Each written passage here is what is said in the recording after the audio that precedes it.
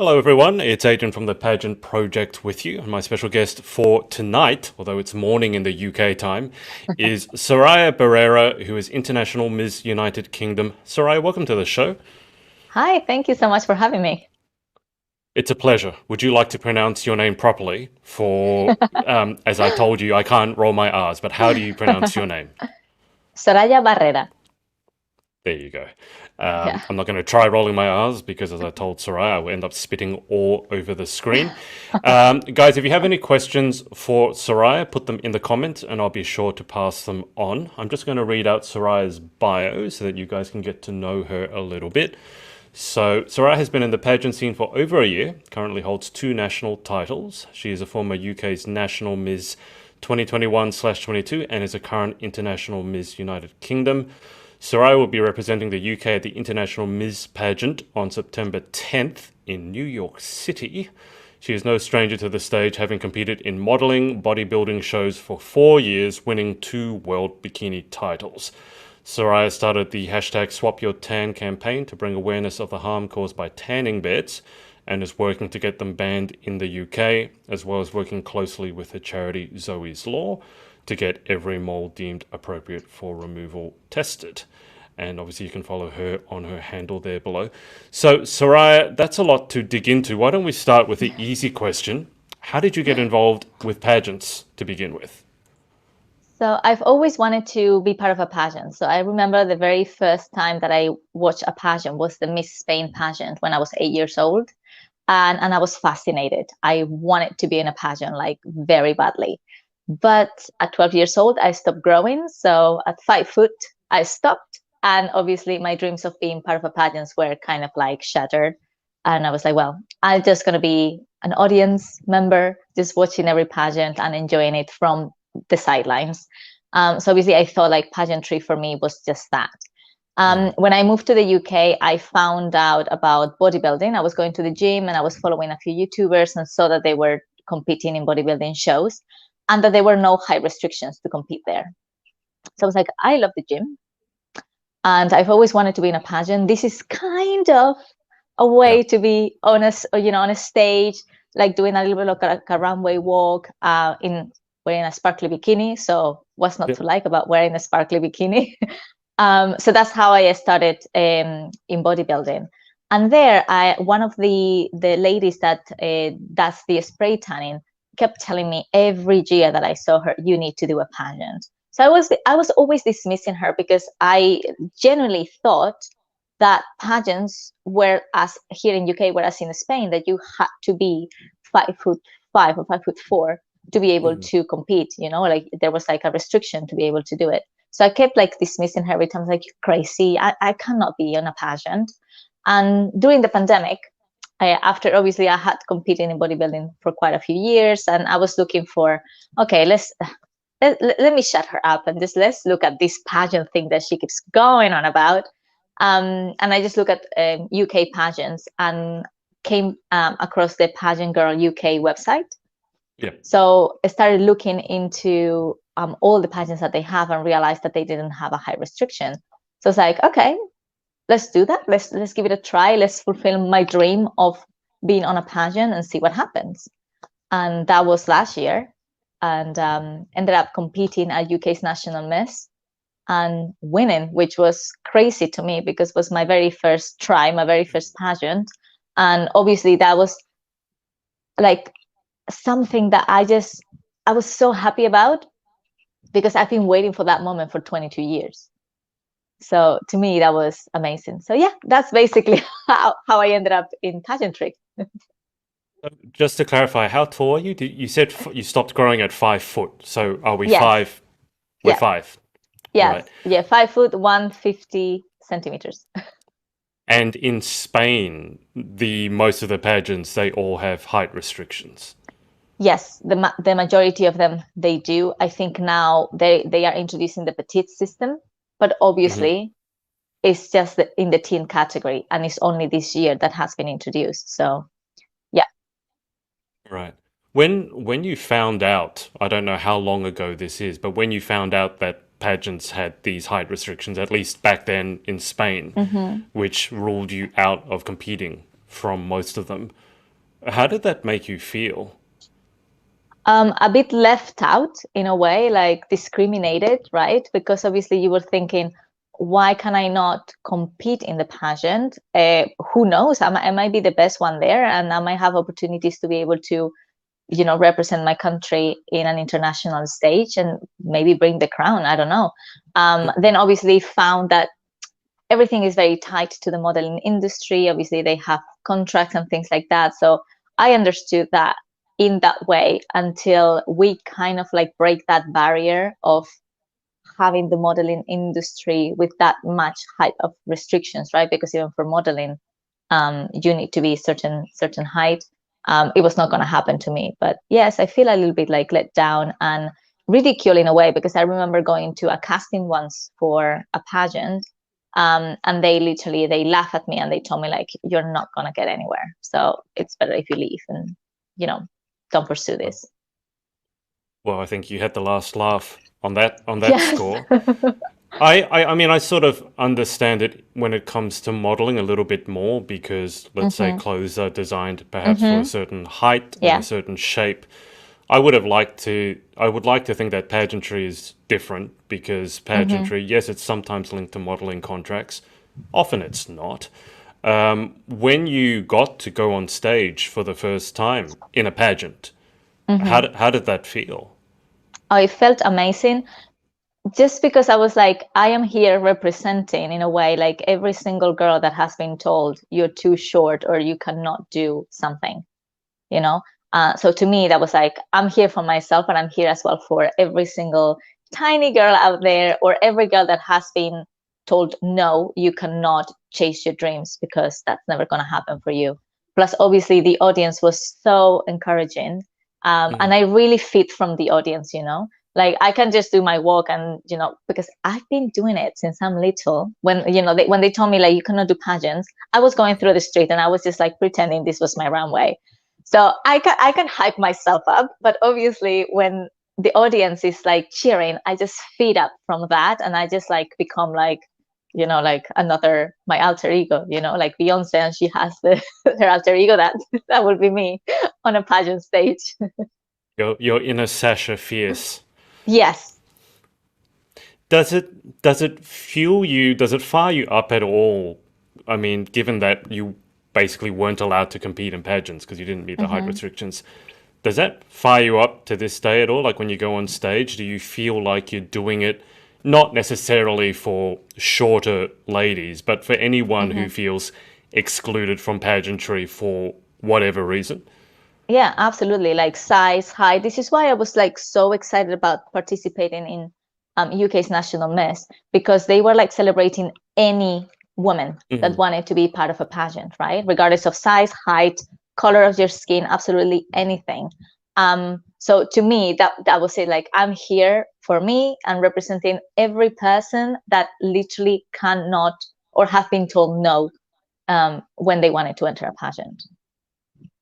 It must be a good feeling. I mean, you Yeah. must have had, I imagine you must have had some sort of messages or comments from other ladies who, let's say, don't fit height restrictions in the traditional sense, Yeah. that you're sort of representing them and being a bit of a trailblazer. Yeah, like lots of messages, and to be honest, I cried sometimes reading them. I'm a very emotional person. So Right. as soon as I hear like you inspire just one person, that's just the Yeah. best thing, even just one. And I remember I posted a video recently, like a reel that I did of me practicing my walks and failing and falling, and like saying it's okay, it happens. You just need to stand back up again and just do it Mm. for the next day and the next day and the next day. It's okay to fail. We just learn things. And I received like a couple of messages from that literally made me cry so much, because I was like, I didn't expect this happening from that video. But if I'm inspiring you to keep going, regardless if it's pageants or anything in life, that's just means everything. Now, you are about to, as I said in the introduction, head to New York City to represent your country in the International Ms system. I have interviewed a couple of ladies from memory from that system previously, but why don't you Hmm. tell the people watching or listening about the International Ms system and how all the crazy life of pageant preparation is treating you. Yes. So this pageant came to the UK officially. Like you could go in previous years, you could just like go at large, getting the title and go and compete. But this year we had the system within the UK. We have a director, and we were going to have the finals this year. That couldn't happen, unfortunately. So I got chosen to represent the UK for the International Ms Pageant, and the reason why I entered is because, as I said, I was laughed at, saying that I will never do anything within pageantry. I was not going to get anywhere. So obviously now having the opportunity to be able to compete internationally, not just like on a national stage, but like internationally, that was giving me that little of like, you know what? This is a once in a lifetime opportunity. I'm going to take it. Let's see if I, do well in the national and can go to the international and represent everybody, and then show like those people that laugh at me and put me Yeah. down that it's happening. It might have taken longer, but it's happening. So yeah, I got chosen to represent the UK. Cried a lot when I received the call from Lucinda. I'm not gonna lie, I cried a lot. I was doing my steps in the evening. I was just like crying in a corner, like in the middle of the street, and the people passing by were like, "What is happening? Like, what's Crazy this lady. one crazy lady crying here?" But obviously, like they couldn't understand how much this meant to me. And the reason why as well, like I chose the International Ms Pageant is because one of the things that they do is they celebrate women of enterprise, so women with businesses. And I think it's very important nowadays to show girls, like women and girls everywhere, that even though it's difficult for us to start businesses, because unfortunately loans and things like that are quite difficult to be given to women, we can still do it, like we can start small, and slowly it's just going to get bigger and bigger and bigger with our work. And I wanted to show that as well, like any dream that they have, whether it's pageants, whether it's business, they can achieve that. So yeah, I will be flying Tuesday, actually tomorrow. I'm flying to New York tomorrow. Wow. And as I was telling you before, I was maybe stressed out trying to pack. I had a little anxiety attack and cried a lot yesterday because I It was seems like, to be a recurring theme, Soraya, the crying.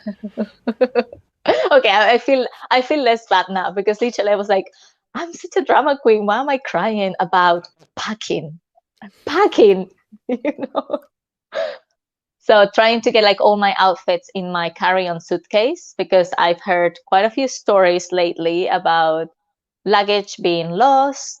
And I don't really want Yeah. to, I don't want the chances. So like trying to pack everything, lots of ironing to do when I get to the hotel. Yeah. Yeah. But it's been great so far, like the whole journey here. We have a WhatsApp group with all the contestants, so we're just talking and planning everything. We have had a few Zoom calls with the current queens. Lots of information given by the international director and the girls that take care of us as the finalists.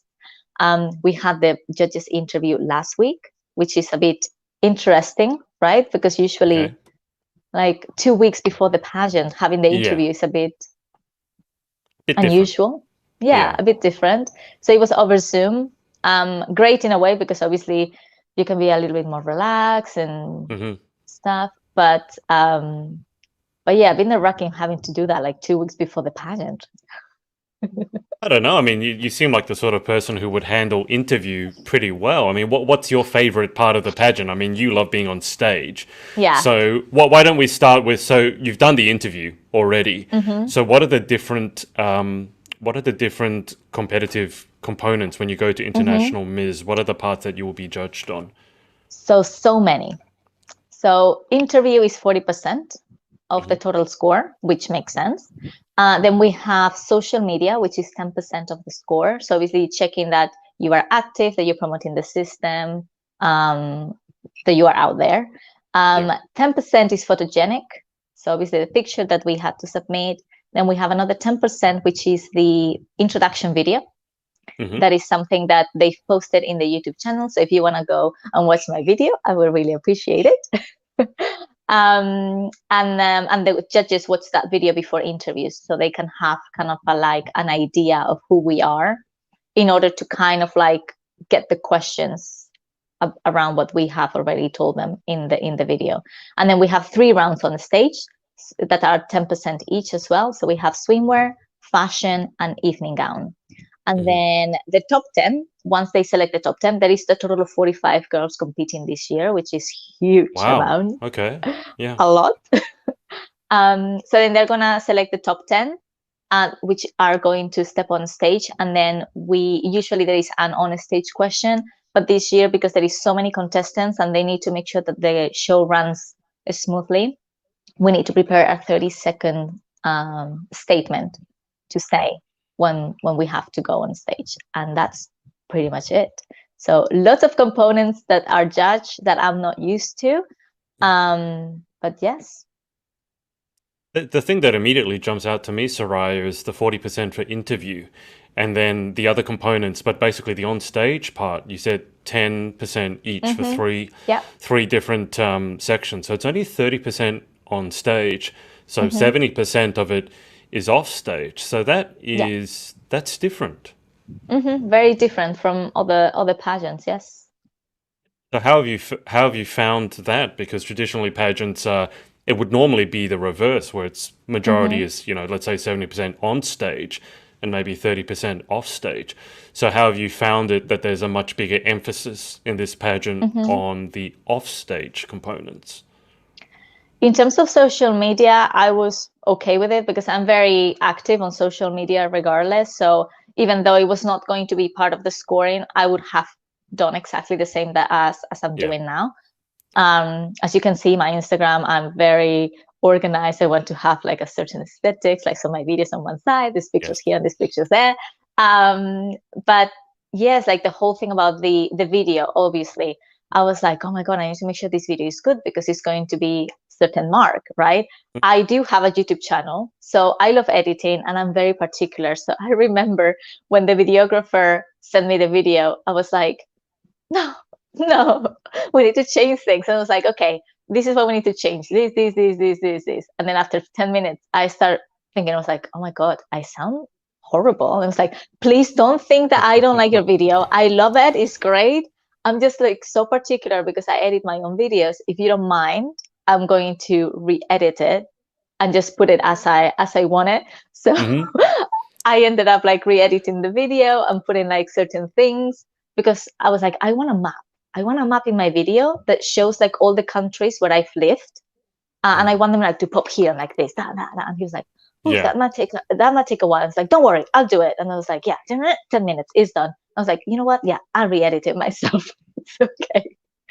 So that part was a bit as well stressful in a way because I didn't want to sound ungrateful because I was very grateful for him to do that and to film. Obviously, I wouldn't be able to have filmed like those scenes in London by myself. But yeah, that was basically one of the parts that was like, ooh, I'm becoming pageant Sila. I don't know, Queen Sila. I don't know how to call it, but and then the rest of the other things like photogenic, I was like, oh, fingers crossed that I sent a good headshot, which is the one that I sent for this. So fingers crossed that's a good one. It's a lovely photo. And well, now it's just like, let's see. Hopefully the judges will like everything that I've done. And there is not really much that I can do now than that 30% on stage. Yeah, it's in well, that 70% is in the judges' hands now, isn't it? Yeah. It's funny you mention about video editing because obviously I've edited videos quite a lot. And you also mentioned enterprise, which I love because I love small business. I love entrepreneurship. I love that spirit. And one of the things I was considering was doing video editing for money, hiring out those services. But I decided against it specifically because I knew there would be clients like you who would be like, no matter how well you do it, every time you send it to them, there's going to be another 20 revisions of, oh, can you cut this half a second earlier and cut this off at here? And then can you put this here? And then, no. just because it'd be like a 5 minute video and would be like 5 months later. So I'm after hearing that story, I'm very glad, believe me, that I decided not to go down the video editing route. But you mentioned your YouTube videos, your YouTube channels. So tell us a little bit Mm-hmm. more about that, because slightly unusually, a lot of pageant girls have toyed with the idea of starting a YouTube Mm-hmm. channel, but they've done one video and then that's it. So Mm-hmm. you have your YouTube channels. So tell us more about that. I started my Spanish YouTube channel after leaving Hong Kong. I used to live in Hong Kong. And when I came back, my friends really liked the way that I was doing my makeup. And obviously, being so far Hmm. away, for me, it was quite difficult to just like be text, no, sorry, Facebook Messenger, because I'm Yeah, that old, like we didn't have that. We didn't have WhatsApp or phones with like yeah, pictures and anything like that. So I was like, I think the best way for me will be to film a video, like do a tutorial and send it yeah. to her. And I was like, okay, YouTube might be a good way. I can put it private. And then I thought like, why private? Maybe I can do it public. And if I can help more people learn how to do their makeup, then that's awesome. That's great. So I started with like makeup tutorials, her tutorials, product reviews, and things like that. Then it started evolving to, I want people to know about my life and what I'm doing on a daily basis. And I started like blogging things, blogging my trips, my move here to the UK, everything that I've done. Like I've even blogged like the idea I removed the carpet in my house and installed myself laminate flooring. So I filmed all of that. And I was like, you know what? Wow. I just want people to know what I'm doing, like makeup, um, DIY things, travel here and there, the times that I'm crying and I'm not feeling well, because when I do in my bodybuilding Yeah. blogs, there are times, when you're hungry or stuff that you Oh, yeah. you just cry and you don't feel well. Or when I decided to stop competing, for example, because of um, people using PEDs like steroids Performance enhancing in all, drugs. Yeah. yeah. I remember like doing that blog and just trying to be normal and then start crying. And I was like, well, I'm not going Mm. to cut it. I'm just going to put it out there because people need to see that, social media is not perfect. Like we are all Yeah. humans. So I'm just going to put everything out there. Then when I moved here, obviously, most of the people that I knew spoke English clearly because it's the UK. So then I started my English channel where I started like uploading a few things. So my English channel is a bit smaller because I started like a while ago and I'm not that active in it. My Yeah. Spanish channel is bigger. So my reach in the Spanish speaking community is a bit bigger with people like in South America, like in the south of the Yeah. United States and Spain. Yeah. That's a huge industry to break into, is the Spanish, with Mm. the Spanish speaking audience. If I could speak Spanish, I'd be very happy. Just, you don't have to tell us the entire list, but countries you've lived in. How many countries have you lived in? Because you just briefly mentioned Hong Kong, which I wasn't expecting. How many countries Yeah, have you lived in? five. Five. Yeah. So I lived in New York. I lived in Paris, Spain, obviously, Hong Kong, and the UK. Wow. Okay. And what made you decide to move to the UK? I'm assuming it's not the brilliant weather. No, no, I was relocated for work. So I work in a medical translation company, and here, like right now, I manage the European Life Sciences department. And so when I was in Madrid, I was a project manager. So I was in charge of talking to pharma companies and medical devices Hmm. companies and find linguists to translate their Wow. documents and Okay. stuff. One second, I have a hair from my cat here. Um, and in 2014, one of our pharma clients wanted a project manager in the UK, like close to them, so they could just go to visits and stuff. And I was the only one that didn't have any commitments, right? I didn't have a family, I didn't have kids. So I got relocated to the UK. They asked me, and I was like, Oh, yeah, okay. 100%. Like I love traveling. As I say, is I think it's because of my upbringing. My dad is from Colombia, Yep. and my mom is Spanish. So I've always liked like experiencing different cultures and living in other countries.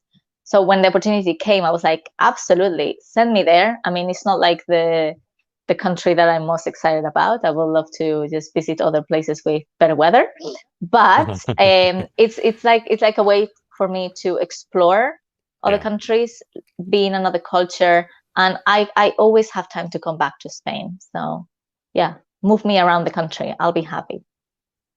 Is it true? Well, not what they say about Spain, because I'm assuming it is true, but siestas. But does Mm-hmm. Spain actually just, you all guys, what, you go home and go to sleep in the middle of the day? I've never been to Spain, but this is what I've heard from my parents who went. Is that really the thing? Like, and all the restaurants shut and you all go home in the middle of the day? It used to be like that, like a long time ago. And then obviously, like people start demanding like, why is this closed? I want to buy this. So now Yeah. there are like shifts. So everything is open, usually at that time, unless it's a very small store that they Mhm. will probably close for lunchtime. And it's usually like you will close from 1 to 3. So obviously you have plenty of time to eat and then to have a little siesta and recover and continue, because obviously our stores close like at 10 p.m. at night. So imagine like if like doing from 9 a.m. to Yeah. 10 p.m. with absolutely no rest in between. That will be too much. And also in the summer when it gets too hot, Yeah. you just need to lay down a little bit. And obviously like our food is so good that you eat a lot and then you're full and you feel like, oh, Yeah. I need a See, siesta. I was getting hungry just talking about Spain. So I was going to ask you for some favorite Spanish dishes of yours, because here in Australia, in Sydney, where I'm from, the food is very good, but Mm-hmm. really the only Spanish I've really had is tapas. And Mm-hmm. I don't know if it's authentic Spanish because I've never been to Spain. So, what are some of your favorite Spanish dishes? Spanish omelette, 100%, which is egg, potato, and onion, and then you just make it together, and they're like a really thick omelette. That's really nice.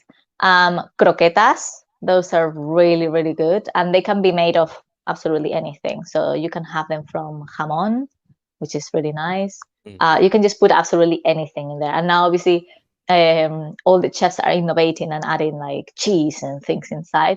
But that was really nice. It has like bechamel inside Yeah, as well. It's yeah. so good. Then it's another.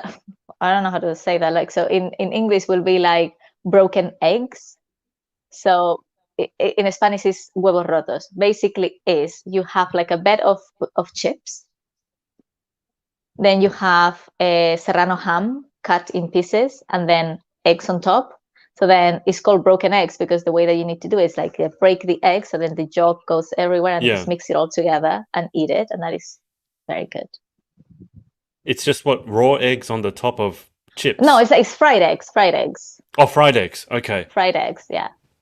I have never heard And of that dish. yeah, yeah. When you say chips, do you mean like crisps, like out of the pack, or French No, fries? French fries, French fries. Right. That's a different one. I don't know if I can get that here. I'm tempted to try it. I'm getting Yeah. very, very hungry talking about food. It sounds But yeah, absolutely tapas amazing. are great. If you ever go to Spain, I will 100% recommend going to the south, like Granada or like in the south of Hmm. Spain, because there you can order a beer, a Coke, like a drink, and you get a free tapa. And the tapas are like big, like big. Like you could eat with just buying 2 drinks. Wow. I'm amazed you Yeah. get the tapas for free. That's Hmm. that doesn't happen over here. I can tell you that much. Yeah. I'm gonna have to visit Spain. Yeah. But only in the Um, south. So make sure that you go to the south of Spain. okay. I'll keep that in mind. I'll ask you for some travel tips before I head over to Spain. I want to ask you about just to change tacks for a sec. So the hashtag Swap Your Tan campaign. How did that?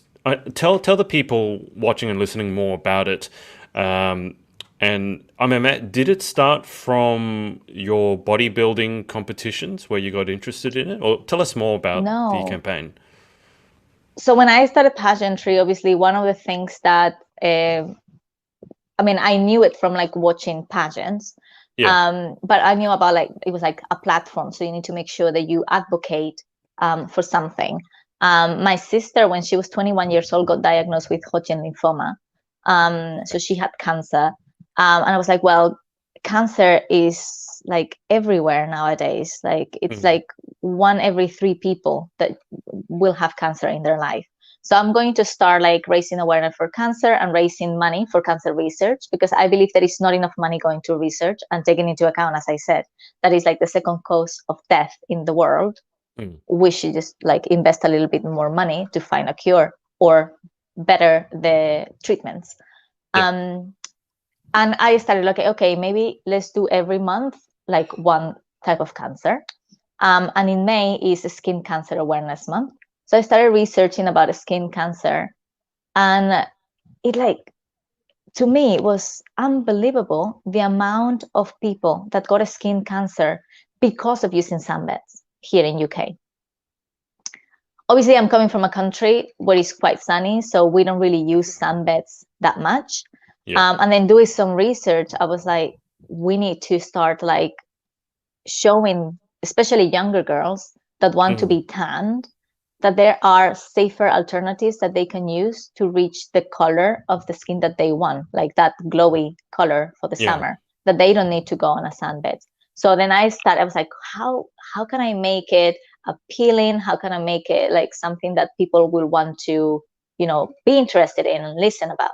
And I was like, oh, maybe I can call it like swap your tan. So swap sunbeds for self tanners.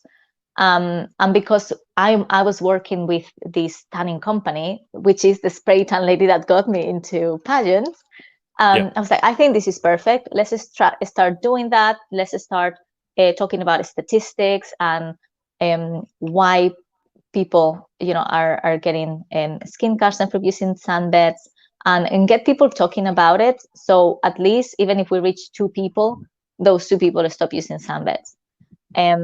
I've met a lot of girls that had skin cancer and that were willing to support my campaign with the Swap Your Tan, making videos on TikTok.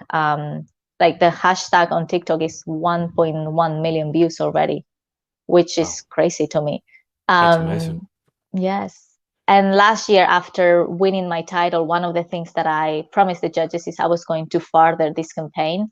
And I started researching about like, okay, let's see, are sunbeds banned somewhere? And then realized that Australia ban sunbeds. Like you cannot use sunbeds in Australia. So I was like, and Brazil as well. So I was like, why cannot we do it here? Let's try it. I know it's going to be hard, but we need to start somewhere. Yeah. And then doing some research, found the Melanoma Foundation. They had a petition going. So obviously I stopped promoting the petition that I started and helping promote that one, because obviously that one already had a couple more signatures than mine. So it made more sense to push that one to see if we can get it to Parliament to hopefully them start considering doing something about it. So just to clarify, because here, as you said, I didn't know that we had banned tanning beds. I certainly hadn't seen them, and I'm assuming it's because they've been banned. Skin cancer is a big issue in Australia because we love going outdoors and we have lots of sun. A while ago, there was an ozone hole above us, so the sun was very direct. So there was we're always talking about sunscreen over here. We've got lots of campaigns run by the government to be sun safe. They say slip, slop, slap. There's something else now, but it was slip on a shirt, slop on sunscreen, and slap on a hat or something like that. So tanning beds, and then, which I haven't seen a lot of in pageantry. And then there's obviously the tanning creams, tanning mousses, tanning foams, all that other stuff. So tanning beds, dangerous, but the tanning foams and the other self-tan products, they're safer, or they're completely safe? Or does it depend on the product you use? They are, I mean, from the ones that I've read, the brands that I've read, they are safe. The ingredients that you have in the mousse are really good. And they even have like nourishing like ingredients moisturizer in it, and things like that. and stuff. So they are really good. As I said, one of the things that I wanted to make sure when I was doing the campaign is like, you're not going to be a Loompa Loompa. You're not going to be orange. Like when I first tanned myself when I was 16, yes, that was the case, because self-tanners were horrible. They were bad, really bad. But obviously, as with everything, with time, research has happened in these products, and they have evolved, and they are way better now. So you have like so many different brands out there that are doing self tanning, and they're really good ingredients. Mm. Yeah, I don't know if you've noticed a difference, let's say, from Spain, where obviously you guys have Mm-hmm. more sun, but I have noticed that girls from the UK seem to generally not be as sun aware or Mm-hmm. as aware of the dangers of melanoma, for example. And I say this because, I mean, I just got back from Texas, the Galaxy pageant, and you, the previous Galaxy International pageant back in 2019, you would see the UK girls just go out in the sun, no sunscreen, no nothing, and just get completely roasted. Like, they Mm-hmm. call it the lobster, Yeah. which obviously is highly unhealthy. Have you found that there's a general lack of awareness of the dangers of not only the tanning beds, but just of dangers of the sun in general in the UK? 100%. 100%. So this is why as well in my stories I'm telling like I'm gonna do my walk, but look, sunscreen, make sure that you put sunscreen everywhere. If you have a cap, make sure that you put it on if you're gonna be Mm, out for a certain amount of time, because obviously the head yeah, gets like all the sun. And especially even when if it's like overcast outside, the sun rays are still coming through. So you still need to yeah, protect your skin. yeah. Even if you're in the car driving, I Mm, have like sunscreen. I just put a story the other day, like, look, I have sunscreen in my car, because when you're driving for a while and you start feeling hot, then you need to start applying sunscreen, yep, because there's even worse, it's going through a glass. So yeah. it's like magnifying the effects of the sun. And yeah, absolutely. This is something that even like in Spain, we used to see with UK tourists. They were Mm, like literally like lobsters, as you said, like walking around, and you're like, oh my God, yeah, like you need to think like it's so hot that we can fry an egg on the concrete yeah, floor. yep. Same So here. if you can fry an egg, what are you Imagine doing what to it's your doing to skin? you. Exactly. So, do you, when you're promoting people to move away from the tanning beds or trying to get them outlawed, do the girls or does anyone say, "Oh, but is there any reason to use the beds?" Because as I said, I don't tan. Do people think it gives them a Some, better mm-mm. tan, or it's a easier way of tanning, or is it cheaper? Are there any No, it's not perceived cheaper. benefits? It's not cheaper. Okay, so that's gone. So why would anyone then want to use the bed? Because I'm assuming there must be a reason. I think the majority of the times is because they don't want to wait for the tan to dry, and they don't want Right. to just have to do it themselves. Mm-hmm. But one of the things that I tell them is like nowadays the tanning lotions and the self tanners have a fast drying ingredient in it that you just dry really fast. There is even like a little like powder that you can just quickly like put on top for it to Yeah. dry faster. Yeah. It's literally gonna take you. Well, I mean, it takes me 5 minutes because I'm short, right? So there is less body to cover, but it's gonna take you what 10 minutes to apply, and then another 3 minutes to dry. If you Yeah. think about like you having to make the drive usually to your tanning bed's place, Yeah. park your car, get into the tanning place, maybe you need to wait because there is someone on the sunbed, then Mm. going into the sunbed for whatever minutes you're going to be there, come out, get into your car and back to your house, that's way longer, and it's going to be more expensive at the end of the day, because to Oh. reach the color that you want, you're going to Yeah. have to do multiple sessions. Whether with a self tanner, you can just put a layer. It's not dark enough. You put another layer. Maybe the next day you can just put another layer, and then that's it. Yeah. Well, I mean, in Australia, we certainly get by without the tanning beds. So, Mm-hmm. I mean, Yeah, we do get exactly. more. And the biggest self tanner brand, Bondi Sands, it's from Australia. Australia. Yeah. Yeah, yeah. But I yeah, think a we need lot to of be it, careful. yeah, I think a lot of it comes down to awareness. We're very Mm, sun aware in Australia, and that's because there's so much sun. I would guess that the UK, simply because there is no sun, there is that no sun. sun awareness wasn't really a thing, except for this year, which, I mean, that must have made you feel what, like homesick. Yeah, 40 degrees, wasn't it? I was like, I'm not used to this weather anymore. Like in terms of like heat, I am very British now. I go to Spain and it's like 12 degrees or 13 degrees, and I'm like, oh, it's so hot. And my mom, put on a jacket. I'm like, it's so hot. And then it gets to what it was here, 40 degrees, and I'm like, I'm dying. Where is the aircon? We don't have aircon here because we That's don't the see thing that this I couldn't weather. understand was that the Brits don't have air conditioning because it's never hot enough to need it. In Australia, we couldn't survive without our air conditioning. We have Yeah. reverse cycle air conditioners that also can heat. So it was Mm-hmm. bizarre to me that the Brits didn't have air conditioning, and then no, it's just not a thing. It's like, well, you got it in Yeah. your car, surely. So just Yes. put one in your house. I know. That's what it shocked me as well the first time that I got here. But yeah, it's just 1 or 2 weeks of hot weather, and then that's it. So they are like, well, it's not worth the investment. But then yeah, I go to Spain, and I'm like, I need the aircon.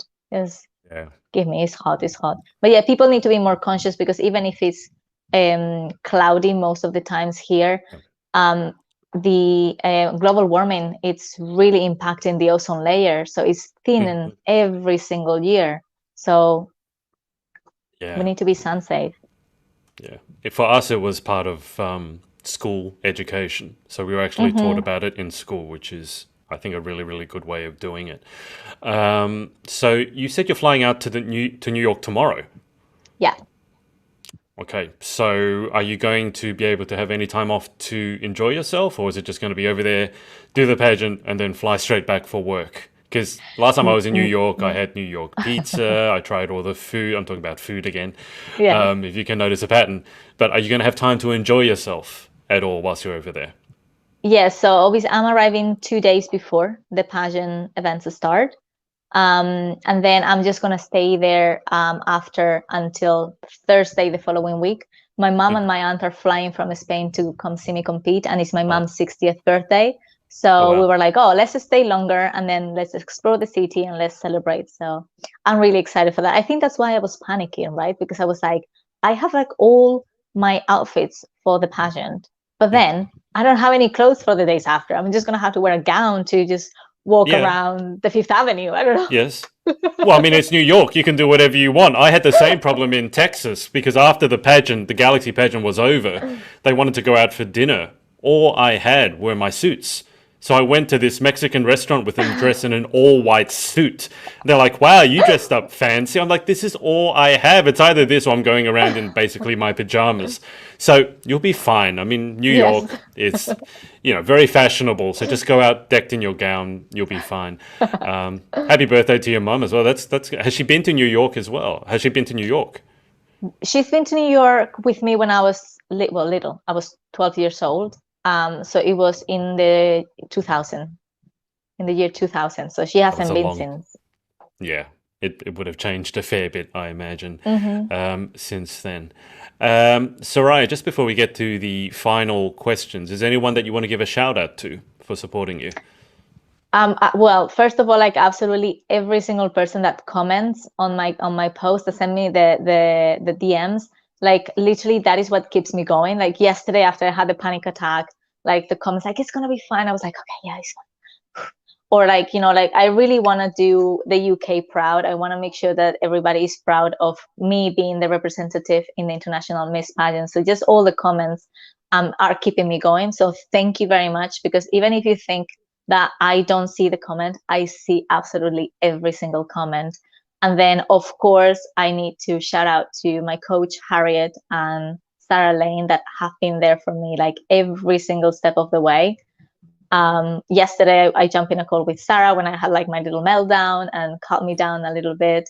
Harriet is coming with me to New York, Oh wow, so it's going okay. to be great to be able to have someone there, just like to feel a little Yeah, bit more at home and having as well someone else in the audience cheering. yeah. She loves her food as well, so if you do want to I go and eat know. anything, I'm sure she'll be happy to help you out. Although I'm not sure you could have picked a coach with whom you have a larger height difference I know, than it's with so funny. Harriet. So You would look funny like when her we're daughter. together. Like, do you remember that movie? I don't know if you remember that movie with Arnold Schwarzenegger and Danny And Danny DeVito. DeVito. You're Danny That's DeVito. That's us. I, That's I would us. say you're better looking than Danny DeVito, but that's not saying much. But yeah, you could get some very interesting photos with that. You probably have to have the phone portrait wise, not landscape. Yes, I'm gonna have to get a ladder to take the pictures. I always rub it in her face that I'm a little bit taller than her. So as long as I'm a little bit taller, like I'm like half an inch or something taller than Harriet, mind you, that's before she puts her heels on. When she puts heels on, Yeah. then I think that's cheating. But for those of you watching and listening, this is Soraya's Instagram account. So Soraya underscore IMUK. So go give her a follow over there. Okay. Soraya, let's get to the final 10 questions. Ooh, okay. You watched my interviews before, so they're exactly the same. So, Yeah, number probably I one, forgot. I'm not gonna have it's answers. I'm no, ready. you've That's fine. probably been too focused on packing and having your meltdown. Number one, what is your favorite word? Moflete, which is cheeks in Spanish. Cheeks. Cheek, yeah. How do you say it again? Moflete. Wow. Mofletes.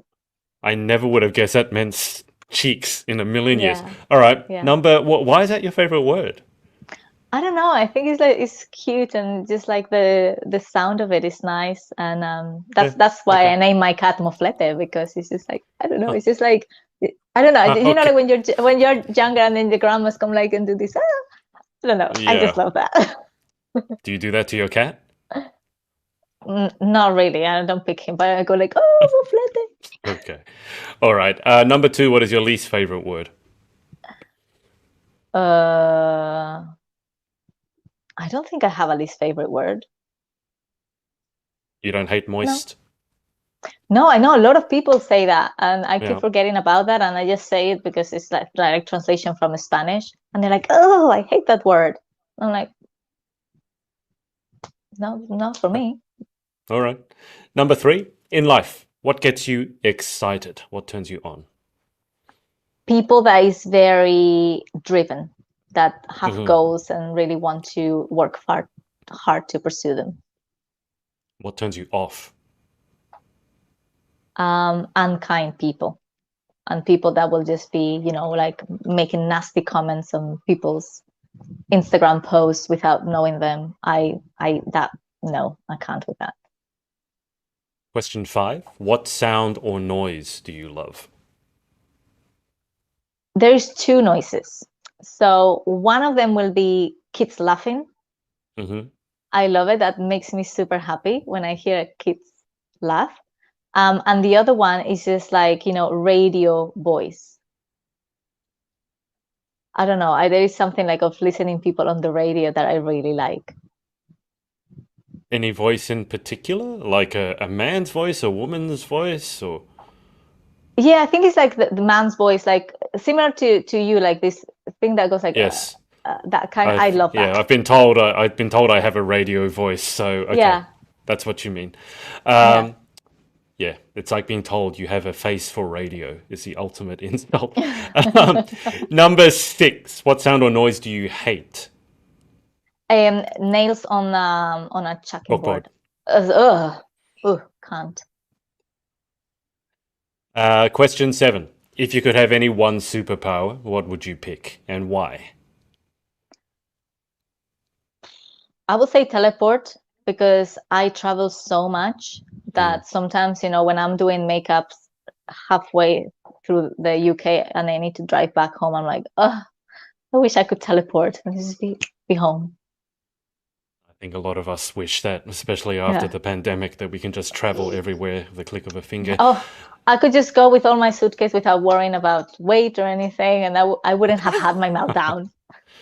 Yes, very, very true. There probably would have been another meltdown. I mean, it's not a pageant without a meltdown somewhere. So if there hadn't been a meltdown about the packing, there probably would have been a meltdown somewhere else. Question eight, what job or occupation other than your own would you most like to attempt? I think flying a plane. Hmm. I would love to. I don't know, like such a big thing and just be flying and be able to see front row the sky. Well, I've done that. I can tell you it's a very cool feeling. So Yeah. definitely, Oh, definitely recommend. Question 9, what job would you definitely not like to attempt? Oof, pilot in a way as well, but like I think like any job that requires having people's lives in my hands, I think that such a high responsibility, I won't really want to. Okay. Final question. If heaven exists, what would you like to hear God say when you arrive at the pearly gates? There is unlimited sushi and you can relax now. Wouldn't be a pageant interview if we didn't talk about food. Is sushi your favorite food? It's my favorite food. I love sushi. Well, that's something that you have in common with Harriet as well. She's crazy about sushi. What sushi do you like to? I mean, there's so many different types. I had Yeah. sushi the other night. What's your favorite type of sushi? Absolutely anything Anything? that has no, I mean, I'm not a big fan of those like now these sushis where they put like cream cheese on it and things like Oh that. yeah, yeah, no, I yeah, really like the the real sushi. regular the real Yeah. sushi. And my favorite one ever was one that I had when I visit Tokyo. It was like Mm, the fish was so fresh. mm. It was amazing. It was so good. I went to a Japanese restaurant just yesterday because it was Father's Day here, and it was a very fancy, some very interesting food. Have you ever had the chawanmushi, the steamed egg, when you were No, in Tokyo? Oh, no. it was absolute, and we had mochi as well. That was amazing. Oh, I love Green mochi. green tea mochi with sorbet. That was absolutely. Now I'm getting Oh, hungry. that looks nice. Well, sounds nice. I Well, I can can see send it. you a That photo sounds of it. really nice. I took Please photos of it. I was do. like, I can. Please Well, yeah, do. yeah, it might make you hungry. Anyway, Soraya, that's about it. So thank you so much for coming on, and best of luck over in New York. Thank you so much for having me. This means a lot, like being able to talk to you and just sharing my story. And yes, I cannot wait to see what's going to happen. Absolutely, that makes two of us. Well, I'll keep you on the line for just a second whilst I hang up with the audience. But thanks everyone for watching or listening, and we will speak to you next time. Bye for now. Hey, thanks so much for watching. Sorority Access is now open. So if you'd like to join an amazing group of women and learn how to be the most powerful, confident, and impactful queen possible, head to thepageantsorority.com. I'll see you there and see you in the next video.